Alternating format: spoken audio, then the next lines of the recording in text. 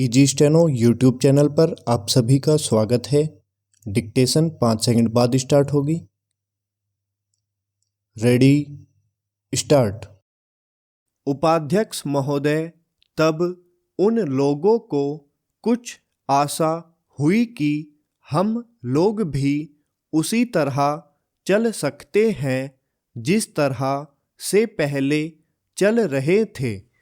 लेकिन अभी हाल में जो चुनाव हुआ उससे देश के धनिकों के मन में बड़ा संदेह पैदा हुआ कि इस चुनाव के बाद उनकी स्थिति वैसी नहीं रहेगी जो अब तक चली आती रही है। गरीबों और अमीरों के बीच में अब तक जो बहुत बड़ा अंतर चला आ रहा था उसको अब तेजी से दूर करने का प्रयत्न किया जाएगा। श्रीमान, मैं आपका बहुत ही आभारी हूँ जो आपने सदन में चालू वर्ष के बजट पर अपने विचार प्रकट करने का अवसर दिया है। मैं इस बजट का समर्थन करना चाहता हूँ। श्रीमान, मैं सबसे पहले अपने दल के नेता प्रधानमंत्री को इस बात के लिए बधाई देना चाहता हूँ कि उनके नेतृत्व में देश में कांग्रेस दल को स्पष्ट बहुमत मिला और इसके फलस्वरूप यहाँ पर केंद्र में एक ऐसी सरकार का गठन हुआ जो कि देश में वास्तव में समाजवाद लाना चाहती है।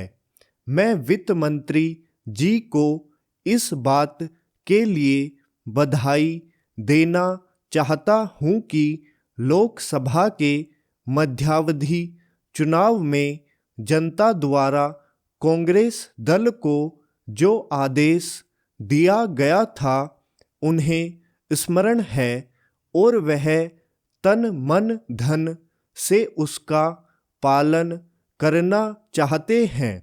वह आदेश था देश में सामाजिक और आर्थिक विषमता दूर करने का, देश से गरीबी, बेकारी और बेरोजगारी को हटाने का और देश के जो पिछड़े हुए हिस्से हैं उनका पूरा विकास करने का।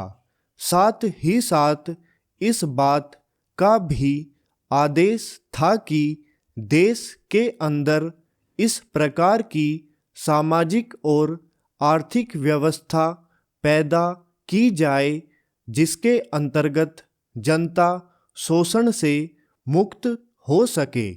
श्रीमान, यह ठीक है कि देश में कृषि के क्षेत्र में उत्पादन में वृद्धि हुई है, परंतु इसके साथ ही साथ यह भी दृष्टि में रखना चाहिए कि लागत में भी पूरी वृद्धि हुई है।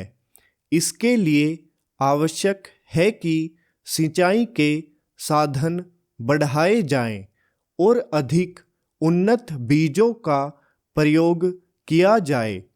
आज कृषकों को कृषि के यंत्र मिलने में बहुत कठिनाई हो रही है। जैसे छोटे छोटे ट्रैक्टरों का देश में बड़ा अभाव है। उनके बनाने के लिए शीघ्र नए कारखाने खोले जाएं, जिससे कृषकों को जल्द से जल्द ट्रैक्टर मिल सके।